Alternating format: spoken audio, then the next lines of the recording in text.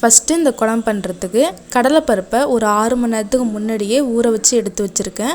இப்போ இது எல்லாத்தையும் நல்லா வாஷ் பண்ணிவிட்டு ஒரு மிக்ஸி ஜாரில் சேர்த்துக்கலாம். தண்ணி இல்லாமல் சேர்த்துக்கோங்க.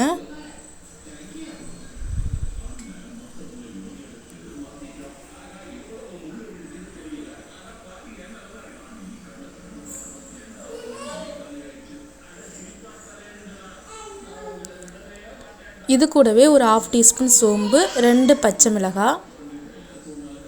இப்போ இது எல்லாத்தையும் கொரப்பாக அரைச்சி எடுத்துக்கலாம். இந்த அளவுக்கு கொரப்பாக அரைச்சி எடுத்துக்கோங்க.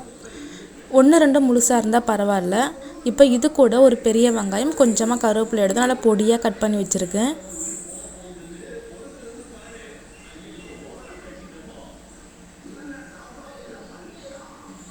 இதில் இந்த வடைக்கு தேவையான அளவு மட்டும் உப்பு சேர்த்துக்கலாம். அதுக்கப்புறமா கொஞ்சமாக பெருங்காயத்தூள்.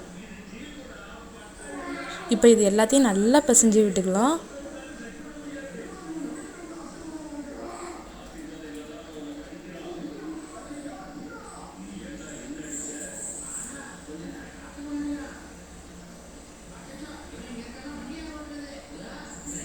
இப்போது ஒரு சின்ன லெமன் சைஸ் அளவு மாவு எடுத்து அதை உருண்டை பிடிச்சி நம்ம உள்ளங்கை இருக்கு இல்லையா, அதில் வச்சு லைட்டாக ப்ரெஷ் பண்ணுங்க.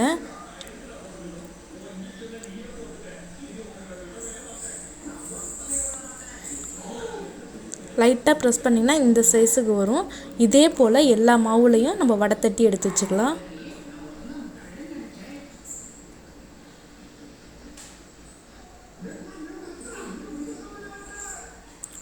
நான் எல்லா மாவுலையும் வடை தட்டி எடுத்து வச்சிட்டேன். இப்போ இந்த வடையை நம்ம பொரித்து எடுத்துக்கலாம்.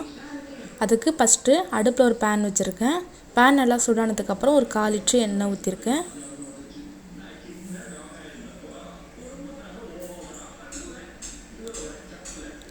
எண்ணெய் நல்லா சூடானதுக்கப்புறம் அடுப்பை ஸ்லோ ஃப்ளேமில் வச்சுருங்க. பாருங்கள், எண்ணெய் நல்லா சூடாகிடுச்சு. இப்போ அடுப்பை ஸ்லோ ஃப்ளேமில் வச்சுட்டு நம்ம ஒரு வடையை அந்த எண்ணெயில் சேர்த்துக்கலாம்.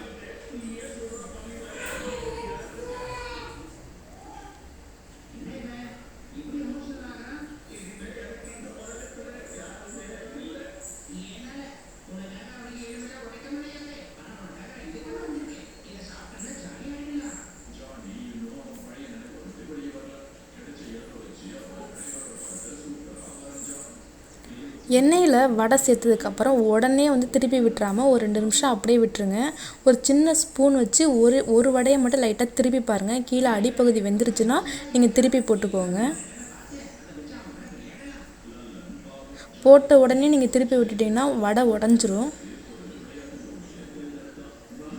பாருங்கள், அடிப்பகுதி வெந்துருச்சு. இப்போ நான் திருப்பி போட்டுக்கிறேன்.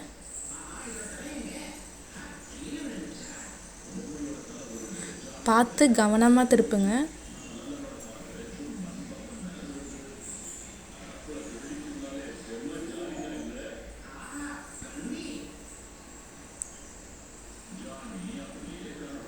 இந்த மாதிரி ஒரு 2 டைம்ஸ் கிட்ட நான் திருப்பி போட்டுட்டு இருந்தேன். வடை எல்லாமே நல்லா வெந்துருச்சு. அடுப்பை ஸ்லோ ஃப்ளேம்லேயும் மீடியம் ஃப்ளேம்லேயும் மாற்றி வச்சுக்கோங்க.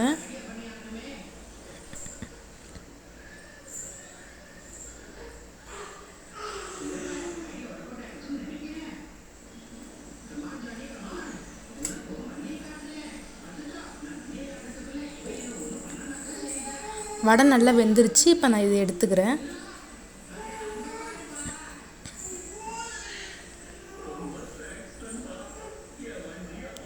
இதே போல் மிச்சம் இருக்கிற மாவுலையும் வடை தட்டி இந்த எண்ணெயில் சேர்த்துக்கலாம்.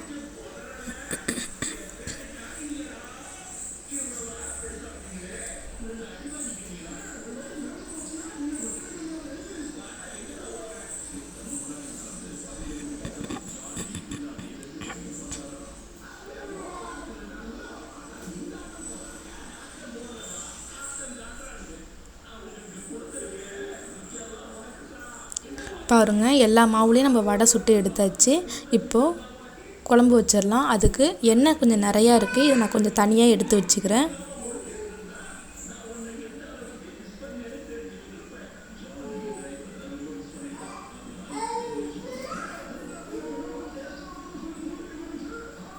இப்போ இதில் ஒரு 2 டேபிள் ஸ்பூன் அளவுக்கு எண்ணெய் இருக்கும். இதில் ஒரு 1/2 டீஸ்பூன் போல் சோம்பு, ஒரு 2 பெரிய வெங்காயத்தை நீல வாக்கில் கட் பண்ணி சேர்த்துருக்கேன். இது கூட கொஞ்சமாக கருவேப்பிலையும் சேர்த்துருக்கேன். இப்போ இந்த வெங்காயத்தை நல்லா வதக்கி விட்டுக்கலாம்.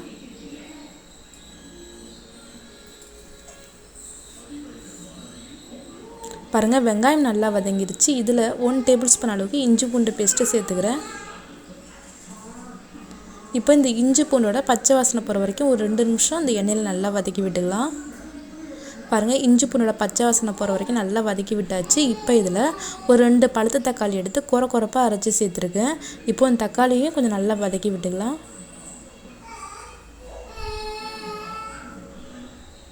பாருங்கள், தக்காளியும் நல்லா வதங்கி வந்துடுச்சு. இப்போ இதில் மசாலாத்தூள் சேர்த்துக்கலாம். மசாலாத்தூள் பார்த்திங்கன்னா குழம்பு மசாலா 1.5 டேபிள் ஸ்பூன், மிளகாய்த்தூள் 1 டீஸ்பூன் அளவுக்கு சேர்த்துருக்கேன். அதுக்கப்புறமா கொஞ்சமாக தண்ணி ஊற்றி இந்த மசாலாத்தூளோட பச்சை வாசனை போகிற வரைக்கும் கொஞ்சம் நல்லா வதக்கி விட்டுக்கலாம்.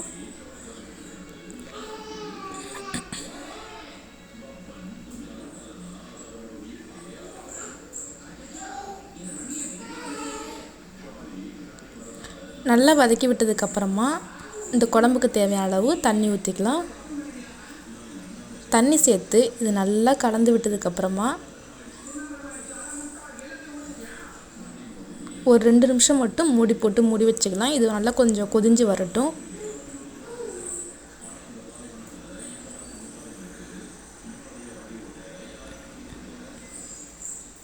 பாருங்கள், குழம்பு கொதிஞ்சிட்ருக்கு. இப்போ இதில் நம்ம சுட்டு வச்சுருக்கிற வடையெல்லாம் சேர்த்துக்கலாம். ஒரு 2 வடை மட்டும் தனியாக எடுத்து வச்சுட்டு பேலன்ஸ் வடை எல்லாமே இந்த குழம்புல சேர்த்துக்கலாம். அந்த 2 வடை தனியாக எடுத்து வச்சுருக்கணும்னு சொல்கிறோம் இல்லையா, அந்த வடை எதுக்குன்னு நான் கடைசியாக சொல்கிறேன்.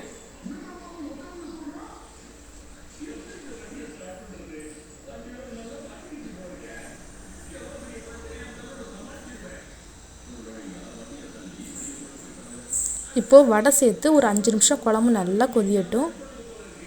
பாருங்கள், குழம்பு நல்லா கொதிஞ்சு நல்லா எண்ணெய் பிரிஞ்சு சூப்பராக ரெடி ஆகிடுச்சுங்க. வீடே ஒரே வாசனையாக இருக்குது. இது ரொம்ப ரொம்ப டேஸ்ட்டாக இருக்குங்க. அந்த குழம்பு குழந்தைங்களுக்குலாம் வச்சு கொடுத்தேன்னு நல்லா சாப்பிடுவாங்க. இப்போது கடைசியாக நம்ம ஆல்ரெடி 2 வடை எடுத்து தனியாக வச்சுக்க சொன்னோம் இல்லையா, இந்த வடையை இந்த குழம்புல நல்லா உதுத்து போட்டுக்கலாம். அப்போ குழம்பு நல்லா வாசனையாகவும் இருக்கும், டேஸ்ட்டாகவும் இருக்கும், கொஞ்சம் கெட்டியாகவும் இருக்கும்.